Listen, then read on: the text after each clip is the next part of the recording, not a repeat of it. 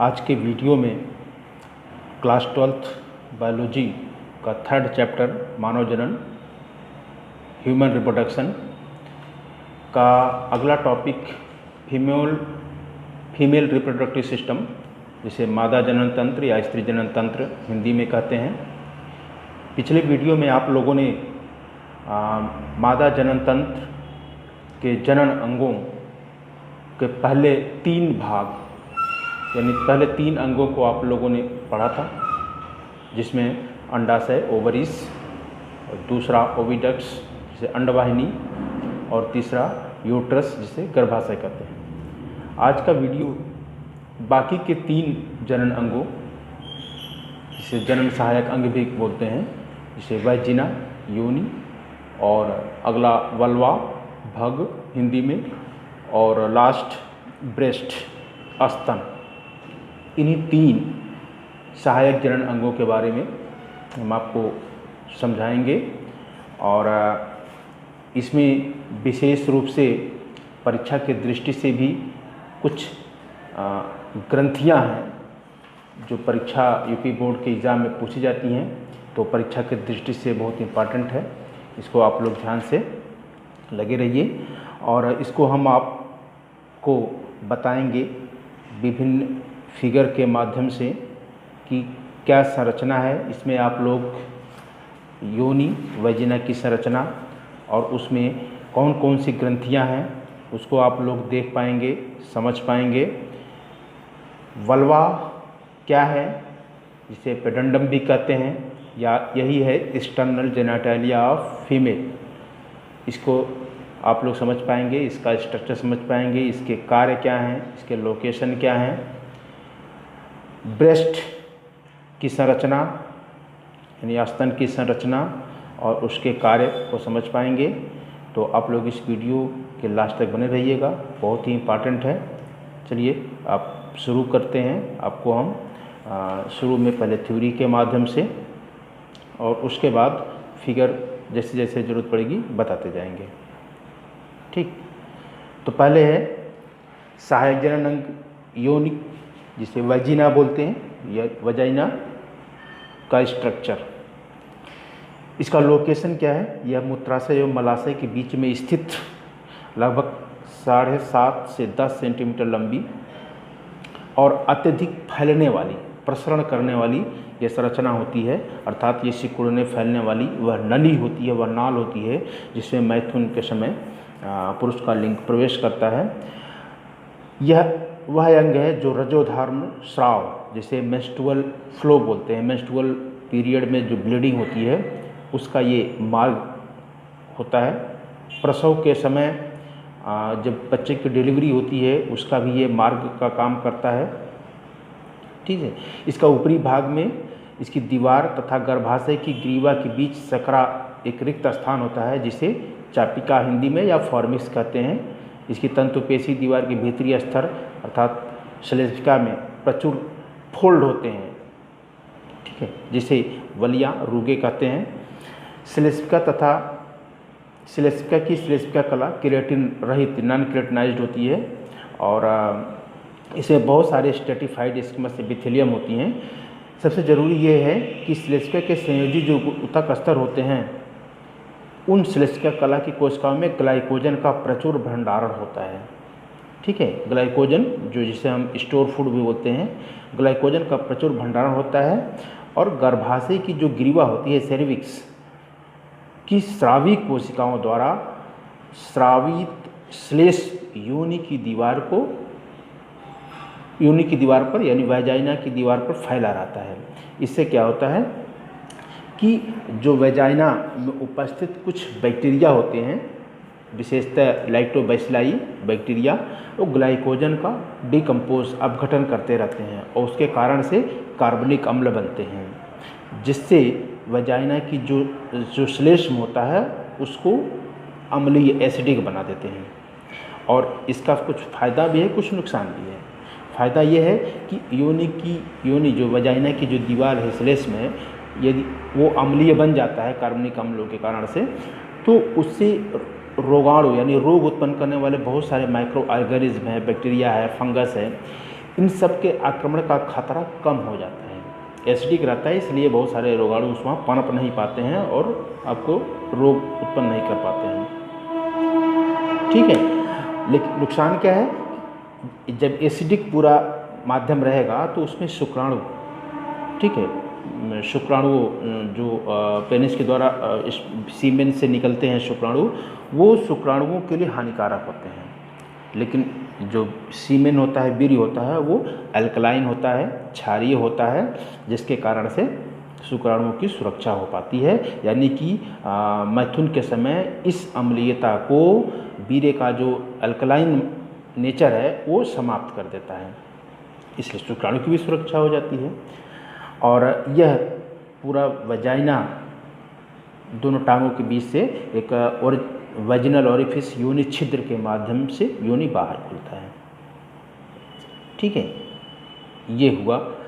और साथ में ही दूसरा भाग की संरचना, जिसे हम वल्वा बोलते हैं या पेडंडम बोलते हैं या इसी को एक्सटर्नल जेनिटालिया भी बोलते हैं, इसको भी पढ़ लेते हैं, फिर फिगर के माध्यम से आपको समझाते हैं।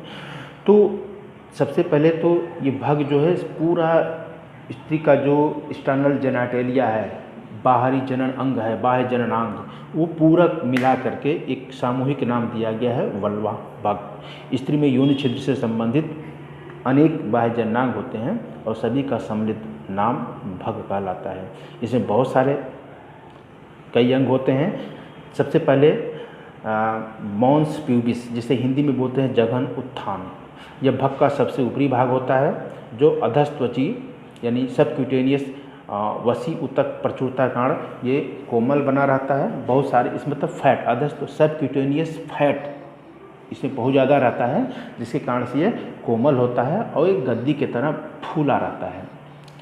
यौवन आरंभ, प्यूबर्टी के समय इसके ऊपर बहुत सारे रोम यानी कि त्वचा जो होती है वो रोम युक्त हो जाती है, इसकी त्वचा, बाल उग जाते हैं और इन रोमों को, बालों को जघन रोम या प्यूबिक हेयर कहते हैं और ये थोड़ा सा कड़े होते हैं।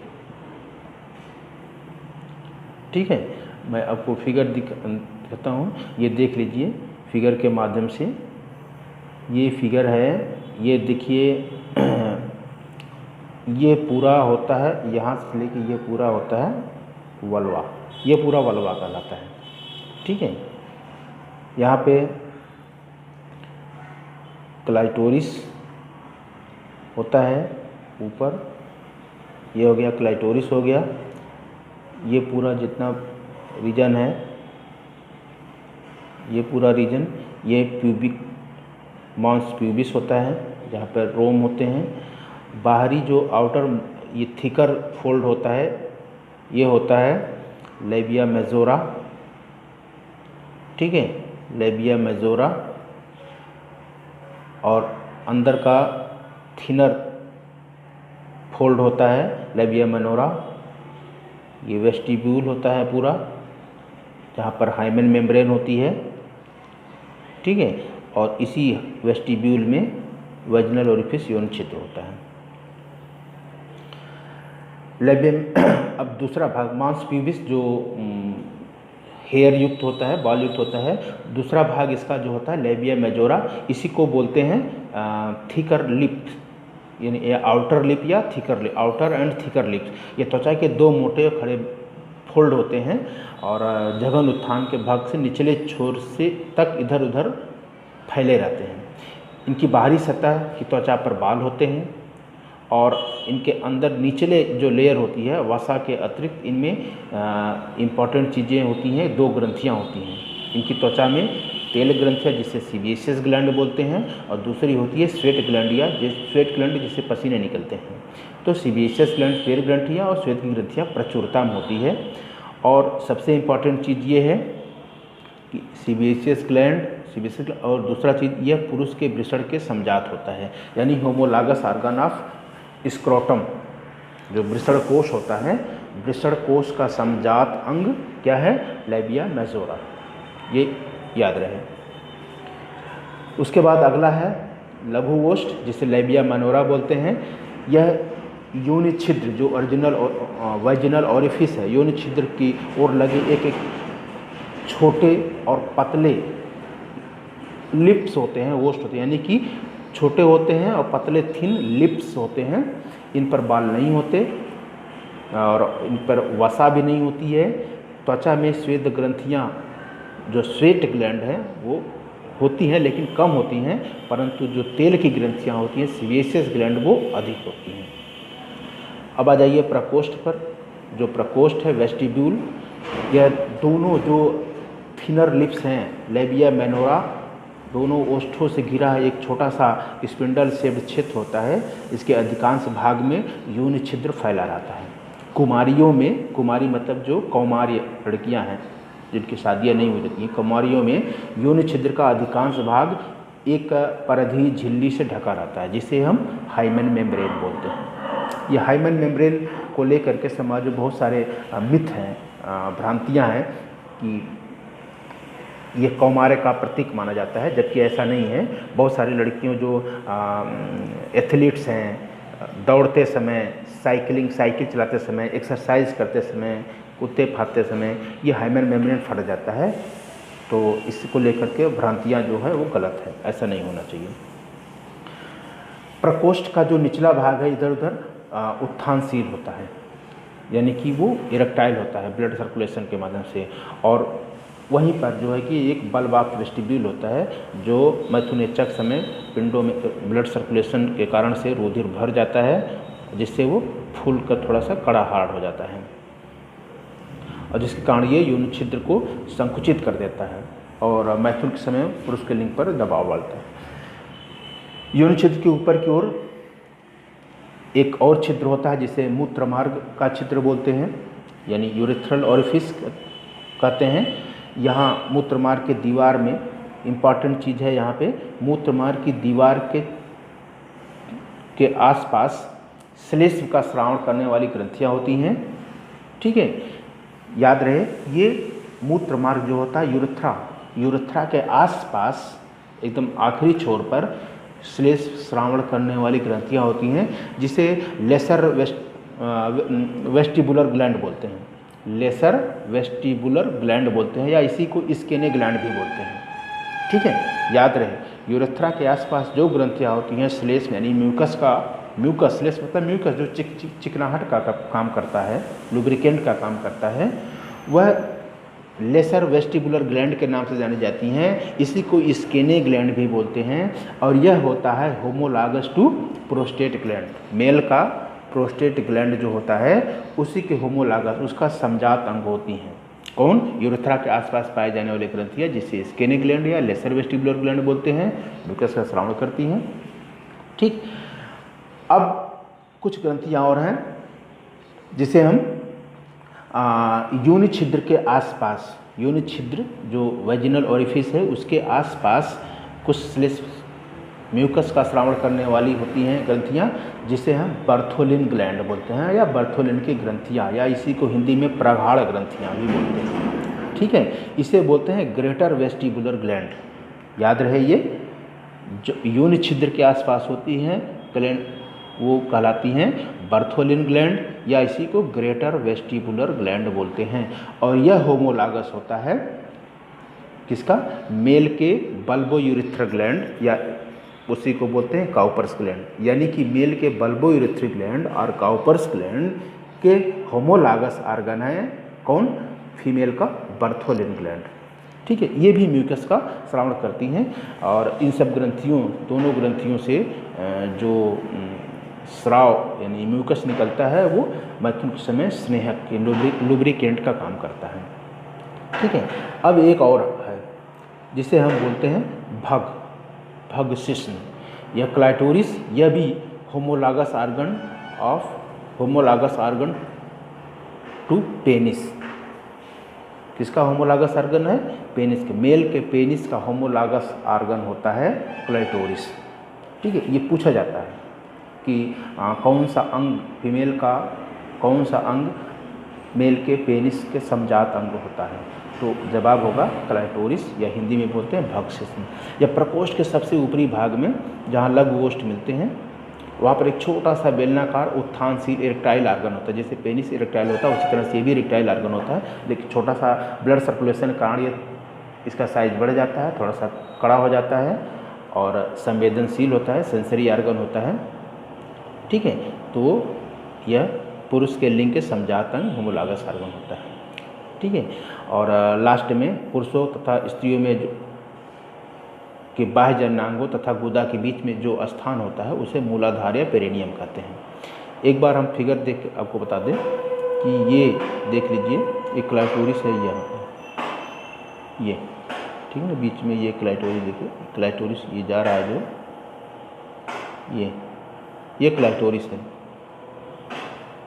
ठीक, अब आ जाइए दुग्ध ग्रंथियाँ एवं स्तनों की संरचना। दुग्ध ग्रंथियाँ जैसे mammary gland, structure of mammary gland and breast. Mammary gland और ब्रेस्ट अलग अलग चीज़ें हैं। ब्रेस्ट के अंदर मेमरी ग्लैंड होते हैं। मेमरी ग्लैंड यानी दुग्ध ग्रंथियाँ, जहाँ से दुग्ध का निर्माण होता है, दुग्ध का श्रावण होता है। दुग्ध का निर्माण और दुग्ध का श्रावण कई हार्मोनल इफेक्ट का ये रिजल्ट होता है। तो इसको हम इसकी संरचना पहले देख लेते हैं। पुरुषों तथा स्त्रियों में दोनों में होता है, ठीक है, लेकिन पुरुषों में ये निष्क्रिय होता है, सक्रिय नहीं होता। पुरुषों तथा स्त्रियों में वक्ष भाग में सामने की ओर उभरे दो रंगायुक्त चुचुक यानी कि निप्पल्स, ठीक है, चुचुक होते हैं जिसे निप्पल बोलते हैं इंग्लिश में। प्रत्येक निप्पल के चारों ओर एक छोटा सा क्षेत्र होता है जो भी डार्कन होता है, काफ़ी डार्क कलर का होता है, रंगायुक्त होता है, जिसे हम स्तन परिवेश या एरियोला कहते हैं। स्त्रियों में निप्पल के चारों ओर का काफ़ी भाग वसा फैट का जमाव होता है और पेशियों की प्रचुरता होती है, जिसके कारण से स्तन जो ब्रेस्ट होता है वो फूला हुआ होता है, स्तन के रूप में फूला रहता है। ठीक है, ये फिगर देखिए आप लोग, ये देखिए, ये पूरा हम आपको कलर्ड फिगर भी दिखाएंगे। ये देखो, ये जो दिख रहा है ये वर्टिब्री रिब्स हैं, ठीक है, क्या है ये? रिब्स हैं, जो हमारे सीने में पसलियाँ होती हैं, रिब्स वो हैं। इंटरकास्टल मसल बीच में है। यहाँ पर ये देख रहे हैं, ये लोब्स, ठीक है ना, यहाँ लोब्स हैं, ये लोब्स हैं, ये लोब्स हैं। कौन से लोब्स हैं? ये जो एक ब्रेस्ट में 15 से 20 लोब्स होते हैं। कितने? 15 से 20, 15 to 20 lobes in one breast, ठीक है। और लोब्स के अंदर छोटे छोटे अंगूर के गुच्छों के समान लोब्यूल्स होते हैं, और उस लोब्यूल्स के अंदर अरियोला होता है। लोब्यूल्स के अंदर वरियोला होता है, अल्वियोली, सॉरी, लोब्यूल्स के अंदर अल्वियोली होता है, ठीक है। आरियोला तो वो होता है जो डार्कन पीरियड, जिसे ये निप्पल के चारों ओर जो छोटा सा डार्कन पीरियड होता है, डार्क कलर का होता है चारों तरफ से, वो होता है अरियोला। लेकिन लोब्यूल्स के अंदर अल्वियोली होता है। ये देखिए, ये यहाँ पे इसमें स्पष्ट दिख रहा है, ये पूरे लोब्स 15 से 20 संख्या में ये लोब्स होते हैं सभी ब्रेस्ट में। इसमें दूध का निर्माण होता है, और इस लोब्स के अंदर जो छोटे छोटे हैं, इस लोब्स के अंदर लोब्यूल्स होते हैं, छोटे छोटे पिंडक होते हैं। लोब्स यानी पिंड, लोब्स के अंदर भी बहुत सारे छोटे छोटे पिंडक होते हैं। उस पिंडक के अंदर भी अल्वियोली होते हैं। अभी हम आपको उसको दिखाते हैं। तो स्तन में भीतर का ऊतक 15 से 20 पिंडों में बटा होता है, जिनके बीच बीच में वसी ऊतक भरा रहता है। फैटी वसी ऊतक मतलब एडिपोज टिश्यू। एडिपोज टिश्यू का वह काम है जो फैट को स्टोर करता है, यानी फैट, एडिपोज टिश्यू फैट का संग्रह करता है। स्टोरेज ऑफ फैट किसका काम है? ये एडिपोज टिश्यू का। तो प्रत्येक पिंड कई छोटे छोटे पिंडकों लोब्यूल्स में बटा होता है। प्रत्येक पिंडक में अंगूर के गुच्छों की तरह दुग्ध ग्रंथियां होती हैं, जिन्हें कूपिकाएं या अल्वियोली कहते हैं। कूपिकाएं पेशी स्तर से घिरी होती हैं, जिनके संकुचन के दबाव से इनसे दुग्ध मुक्त होता है। जब दुग्ध का स्रावण होता है तो यह पिंडकों की कोशिकाओं से कुछ छोटे छोटे द्वितीय नलिकाओं, सेकेंडरी डक्ट्यूल्स में बहता है। ये नलिकाएं मिलकर प्रत्येक पिंड से निकलने वाली दुग्ध वाहिनी मेमरी डक्ट बनाती हैं, और इस प्रकार प्रत्येक स्तन में 15 से 20 दुग्ध वाहिनियाँ यानी मेमरी डक्ट होती हैं। ये निप्पल के ओर बढ़कर निप्पल के निकट फूल जाती हैं, जिसे एम्पुला भी बोलते हैं, या फूले हुए भाग को दुग्ध कोटर या इसे लैक्टिफेरस साइनस कहते हैं। इंग्लिश में जो फूला हुआ भाग है एम्पुला की तरह, उसे लैक्टिफेरस साइनसिस कहते हैं। अब फिगर के माध्यम में आपको हम दिखाते हैं इसका लोकेशन। प्रत्येक लैक्टिफेरस साइनस में छोटी सी दुग्ध नाल लैक्टिफेरस डक्ट होती है और वह निकल करके निप्पल के शिखर पर पहुंचती है और वहां पर छोटे से छिद्र के द्वारा बाहर निकल जाती है। बाहर खुलने से पहले दुग्ध वाहिनियाँ या दुग्ध कोटर या दुग्ध नालें परस्पर जुड़ी भी हो सकती हैं। पुरुषों में यह दुग्ध ग्रंथियाँ सक्रिय नहीं होती हैं। ठीक है, अगला टॉपिक आपका युग्मक जनन होगा। फिगर के माध्यम से हम आपको समझा देते हैं, देख लीजिए। जो अभी आप लोगों ने थ्योरी के रूप में पढ़ा है उसको फिगर में देख लीजिए, कौन कौन से अंग कहाँ कहाँ लोकेट हैं, उनका लोकेशन क्या है। ये देखिए,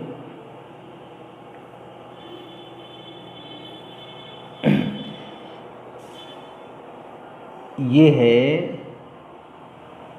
पूरा यूरिनरी ब्लैडर। ठीक है, क्या है ये? Urinary bladder. ठीक है, ये यूरेथ्रा है। ये पूरा है, ये है पूरा यूट्रस, गर्भाशय। ठीक, और यहाँ से खुल करके आता है, ये है वैजिना।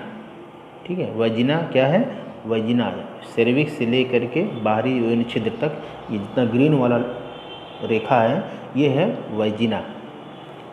ठीक है, अब इसके जो भाग हैं, योनि के जो भाग हैं, वल्वा, एक्सटर्नल जो बाहर एक्सटर्नल जेनाटेलिया, बाहरी भाग, पूरा सामूहिक नाम वल्वा होता है। इसमें यहाँ से लेकर के ये पूरा वल्वा है। ठीक है, इस वल्वा में बाहरी जो मोटा फोल्ड होता है, आउटर लिप्स थिक मोटा और आउटर होता है, ये है लेबिया मेजोरा। अंदर वाला, इस पे बाल होते हैं लेबिया मेजोरा पर, अंदर पर बाल नहीं होते हैं। इस आउटर लिप्स पर सीवेशियस ग्लैंड और स्वेट ग्लैंड होते हैं। अंदर वाले लिप्स पर स्वेट ग्लैंड कम होता है लेकिन सीवेशियस ग्लैंड ज़्यादा होता है, इसमें बाल नहीं होते हैं। ये होता है लेबिया माइनोरा।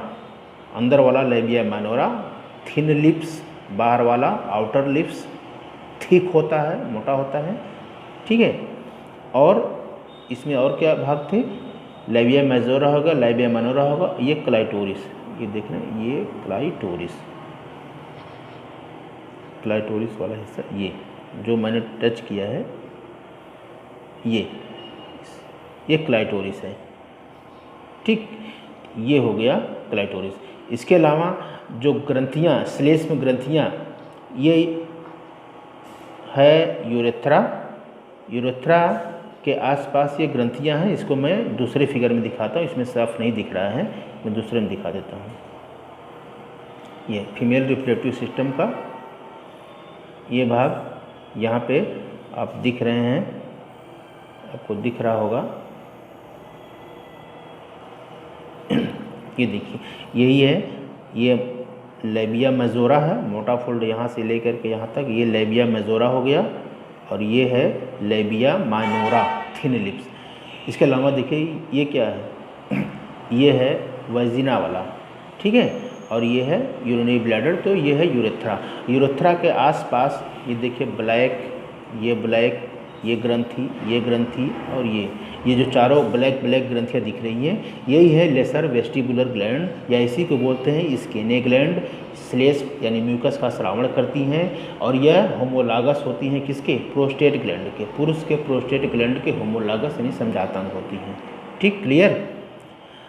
अब आ जाइए वैजिना। ये जो वैजिना है, वैजिना के ये एक साइड से देखो, इधर दिख रहा है ये ब्लैक, ये है ग्रेटर वेस्टिबुलर ग्लैंड, इसी को बोलते हैं बर्थोलिन ग्लैंड। और यह समजात यानी होमोलागस आर्गन होता है पुरुष के बल्बो यूरेथ्रिल या कॉपर ग्लैंड के। इन सब का, दोनों ग्रंथियों का काम होता है म्यूकस का श्रावण करना, जिससे श्लेष्म म्यूकस लुब्रिकेंट का काम में सुविधा हो सके, लुब्रिकेशन का काम करते हैं ये। ठीक है, ये आपने समझ लिया। इसके अलावा हम आपको ये दिखाते हैं, ये लोकेशन, ये देखिए लोकेशन है पूरा, ये पूरा देख लीजिए, यहाँ से मैं दिखाता हूँ, ये है पूरा का पूरा पेल्विक रीजन। ठीक है, क्या है ये? Pelvic region. ठीक, श्रोणि भाग। इसी श्रोणि भाग में पेल्विक गर्डिल अस्थियाँ होती हैं। पेल्विक गर्डिल देख रहे हैं यहाँ पे, ये देखिए, ये है फीमर, पैर की फीमर हड्डियाँ। ठीक है, फीमर हड्डी होती है, यहाँ पर पेल्विक गर्डिल होती है। और ये देखिए, ये वर्टिब्रा, हमारे जो रीढ़ की हड्डी है, ये आखिरी छोर, जिसे हम इसे बोलते हैं सैक्रम। क्या बोलते हैं? सैक्रम। इस सैक्रम में 6-7 हड्डियाँ फ्यूज रहती हैं, इसी को पुच्छ कशेरुका बोलते हैं। यही है अवशेषी अंग या वेस्टिजियल आर्गन, मानव का अवशेषी अंग या वेस्टिजियल आर्गन, जिससे पुच्छ कशेरुका 6 हड्डियाँ फ्यूज होती हैं, जिसे हम सैक्रम बोलते हैं। इसी रीजन के आसपास ये uterus, ovary, fallopian tube, vagina, ये सब स्थित होते हैं। ये लोकेशन है। ये होगा यहाँ, ये पूरा हिस्सा, ये वजाइना हो गया। ठीक, ये लोकेशन आपने समझ लिया। अब आ जाइए ब्रेस्ट के बारे में समझ लीजिए। Structure of breast. Structure of breast देखिए, ये जो दिख रहा है, ये सफ़ेद सफ़ेद दिख रहा है, ये हमने दिखाया था, ये रिब्स हैं। ये सेकंड रिब्स है, थर्ड रिब्स, ये फोर्थ रिब्स, ये फिफ्थ रिब्स, और नीचे एक सिक्स्थ रिब, यानी कि 6वें रिब तक ये फैली रहती हैं। ठीक है, ये इंटरकास्टल, रेड वाली इंटरकास्टल मसल है, ये इंटरकास्टल मसल है। ठीक है, ये आपने समझ लिया। इसके अलावा ये मसल जो है मोटी वाली रेड कलर की, ये पेक्टोरलिस मेजर, ये पेक्टोरलिस माइनर। ठीक है, ये चेस्ट मसल होती हैं, सीने की मसल मांसपेशियाँ। ये देखो पीला पीला जो दिख रहा है, ये पीला पीला ऑरेंज कलर, ये फैटी टिश्यू, इसी को बोलते हैं एडिपोज टिश्यू, फैट का संग्रह करते हैं। ये हैं पूरे अंगूर के गुच्छे के समान, ये होते हैं लोब्यूल्स, मेमरी ग्लैंड। यही है मेमरी ग्लैंड। दुग्ध ग्रंथियाँ, ठीक है, गुच्छे के समान होती हैं दुग्ध ग्रंथियाँ। ये है, ये पूरा है निप्पल, ये पूरा निप्पल, और किनारे किनारे जो डार्क रीजन होता है, ये होता है एरियोला। ठीक है, ये एरियोला। ठीक, ये कुछ इसमें क्लियर नहीं दिख रहा है, दूसरे फिगर में क्लियर दिखाते हैं हम आपको। यहाँ पर देखिए, ये एम्पुला जो लेट्सिफेरस साइनस है, लेट्सिफेरस साइनस, ये दिख रहे हैं ना, मोटा हुआ, ये डक्ट्स है, लेट्सिफेरस डक्ट्स, ये लेट्सिफेरस डक्ट्स, ये देखो ये डक्ट्स जा रहे हैं, नलिकाएँ, दुग्ध वाहिनी, दुग्ध को ले जाने वाली नलिकाएँ, लेट्सिफेरस डक्ट्स। ठीक है, ये है पूरा लोब्स, जितने देख रहे हैं ये लोब्स हैं, और ये कई लोबों में बटे होते हैं। देखो यहाँ पर छोटे छोटे कई लोब्स दिख रहे हैं, ये होते हैं लोब्यूल्स, मेमरी ग्लैंड जिसे बोलते हैं। ये इसी में दूध का निर्माण होता है। ये है मिडुअल व्यू, मतलब कि मिडुअल व्यू देख रहे हैं ना, ये फिगर हमने इसलिए लिया कि ये मिडियल व्यू मध्य से थोड़ा सा दिखाता है। और एक है साइड व्यू। साइड व्यू देखिए, ये साइड व्यू देख रहे हैं ना, ये साइड व्यू है। साइड व्यू में इसमें देखिए मसल्स दिख रही हैं, एडिपोज टिश्यू ये पूरा दिख रहा है, ये मसल हैं, ये पूरा लोब्स। इस लोब्स में आप गिन नहीं सकते हैं कितनी हैं, सब आपस में सिमटी हुई हैं। इसमें इस फिगर को इसलिए लिया कि इसमें जो डक्ट्स आ रही हैं, ये सैनिफेरस डक्ट, लेक्टिफेरस डक्ट, ये आ रही हैं यहाँ से, लोब से होते हुए, लोब्यूल्स होते हुए, यहाँ पर देख रहे हैं आप कि फूली हुई हैं। इसी को बोलते हैं एम्पुला, या इसी को बोलते हैं लेक्टिफेरस साइनस, लेक्टिफेरस साइनस। ठीक है, यहाँ आकर के फिर ये पूरा निप्पल है, से छोटे छोटे छिद्र बाहर खुल जाते हैं। यहाँ से आप और क्लियर समझ सकते हैं कि ये पूरा देखें, लोब्स जो है अंगूर के गुच्छों के समान लोब्स से पूरा बना हुआ है। बीच बीच में पीला पीला कलर जो होता है वो एडिपोज टिश्यू है, फैट का संग्रह करने वाला। और ये एरियोला जो किनारे किनारे, निप्पल के किनारे किनारे होता है, वो एरियोला बोला जाता है, और बीच में निप्पल चुच्चू। ठीक है, और मिल्क ग्लैंड, ये पूरा मिल्क ग्लैंड होता है, मिल्क डक्ट आ रही हैं। यहाँ पर एक जो मिल्क ग्लैंड है, मेमरी ग्लैंड, जिसे लोब्यूल बोलते हैं, वो एक लोब्यूल को दिखाया गया है कि इस तरह से ये एक लोब्यूल है और इसमें अंदर दुग्ध का निर्माण होता है, स्राव होता है। ये डक्ट हैं, मेमोरी डक्ट, ठीक है, और इससे आकर के मिल्क डक्ट आगे बढ़ता जाता है, ठीक है। और लास्ट फिगर सबसे इम्पॉर्टेंट है, इसमें आप समझ जाएंगे कि कैसे सब होता है। देखिए ये पूरा समझ गए आपने, लैक्टिफेरस डक्ट, ये एम्पुला जो फूला हुआ भाग था यहाँ पे, लैक्टिफेरस डक्ट निपल है। यहाँ पर ये जो छोटे छोटे ये बैगनी कलर के देख रहे हैं, ये पूरा क्या है, ये लोब्स है, ठीक है, पूरे गुच्छे ये पूरा लोब्स है। लोब्स के अंदर ये लोब्यूल्स है, ये पूरा गुच्छा जो है पूरा ये क्या है, ये लोब्स है। इसके अंदर बहुत सारे बैगनी कलर के लोब्यूल्स दिख रहे हैं, ठीक है।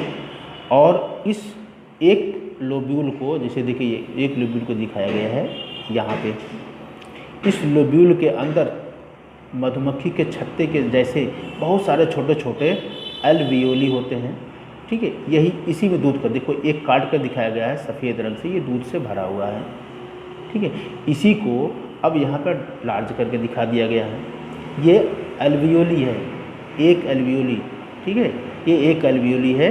ये पूरा मिल्क बना हुआ है, भरा हुआ है बन करके, और यहाँ डक्ट के थ्रू ये बाहर निकल जाता है मिल्क। ये कहाँ से बनता है, ये देख रहे हैं, ये जो मिल्क लिपिड है, ये किनारे किनारे की जो सेल्स हैं, उससे ये मिल्क का निर्माण हो रहा है, दूध का निर्माण हो रहा है, ठीक है, जिसमें कैसीन, प्रोटीन और ये सब बनते हैं, हार्मोनल इफेक्ट के कारण, जिससे प्रोलैक्टिन हार्मोन होता है, estrogen hormone, prolactin hormone, oxytocin hormone, विशेष रूप से ऑक्सीटोसिन हार्मोन और प्रोलैक्टिन हार्मोन। ऑक्सीटोसिन हार्मोन वह हार्मोन है, इसको हम आगे बताएंगे कि ऑक्सीटोसिन हार्मोन दुग्ध का श्रावण कराता है, इजेक्शन ऑफ मिल्क। इजेक्शन, जब क्वेश्चन आ जाए, बहुत इंपॉर्टेंट चीज़ बता रहा हूँ, बहुत ध्यान सुनिएगा। जो ऑक्सीटोसिन है, इसको ऐसे लिखते हैं, मैं बता दूँ, ऑक्सीटोसिन, ये इजेक्शन, मिल्क इजेक्शन क्या करता है, ये milk ejection, milk ejection, milk ejection यानी कि दूध का श्रावण करना। आपने देखा होगा कि बहुत सारे गाय भैंस में ऑक्सीटोसिन का इंजेक्शन लगाया जाता है, हालांकि वो बाज़ार में अब बैन हो गया, सरकार ने उसको बैन कर दिया है। तो ऑक्सीटोसिन हार्मोन जो है दुग्ध का स्रावित करने लगता है, अपने आप वो श्रावण करने लगता है। तो इस मिल्क इजेक्शन हार्मोन कहा जाता है ऑक्सीटोसिन। इसी को और नाम भी बोलते हैं, बर्थ हार्मोन भी बोलते हैं, और ज़्यादातर फेमस है ये love hormone, love making hormone, ठीक है। लव हार्मोन या हार्मोन ऑफ लव, ये है ऑक्सीटोसिन हार्मोन। जैसे माँ अपने बच्चे को जब ब्रेस्ट फीडिंग कराती है, दूध पिलाती है, तो उसके फीडबैक जो जाता है हाइपोथैलेमस जाता है, हाइपोथैलेमस ऑक्सीटोसिन हार्मोन को रिलीज़ करता है, और उससे जो है कि ऑक्सीटोसिन क्या करता है, दूध का स्राव, दूध छोड़ता है, स्तन से दूध को छोड़ता है, रिलीज होता है अपने आप, और बच्चे को वो एक प्यार का एहसास होता है, इसलिए इसको लव मेकिंग हार्मोन बोलते हैं। ऐसा नहीं कि केवल प्रेमी प्रेमिकाओं में ही, ये वात्सल्य प्रेम का सबसे बेस्ट हार्मोन होता है। और दूसरा है प्रोलैक्टिन हार्मोन। प्रोलैक्टिन हार्मोन क्या करता है, milk production, milk production hormone prolactin hormone, और milk ejection hormone oxytocin hormone. याद रहे, ये बहुत ही इंपॉर्टेंट है, परीक्षा में पूछा जाता है कि मिल्क प्रोडक्शन हार्मोन किसे कहते हैं, तो जवाब होगा प्रोलैक्टिन हार्मोन। और मिल्क इजेक्शन हार्मोन, मिल्क को स्रावित करने वाला हार्मोन कौन है, ऑक्सीटोसिन हार्मोन। इसको हम आगे विशेष रूप से बताएंगे। जैसा कि आप लोग जानते हैं कि फीमेल रिप्रोडक्टिव सिस्टम का जो काम है 6 भागों में बटा हुआ है। जैसे गैमेटोजेनेसिस यानी ओवोजेनेसिस, इसके बाद ओवुलेशन, ओवुलेशन के बाद क्या होता है, फर्टिलाइजेशन होता है, फर्टिलाइजेशन के बाद क्या होता है, प्रेगनेंसी होती है, प्रेगनेंसी के बाद क्या होता है, बर्थ होता है, चाइल्ड बर्थ होता है, और उसके बाद क्या होता है, चाइल्ड केयर होता है। तो चाइल्ड केयर के दौरान मिल्क, बच्चे को दूध पिलाया जाता है माँ के द्वारा, उसमें हम विशेष रूप से और आप चर्चा करेंगे। और डेवलपमेंट कैसे होता है, वो भ्रूण का डेवलपमेंट चैप्टर में बताएंगे। तो उम्मीद करते हैं आप लोग समझ गए होंगे। ओके।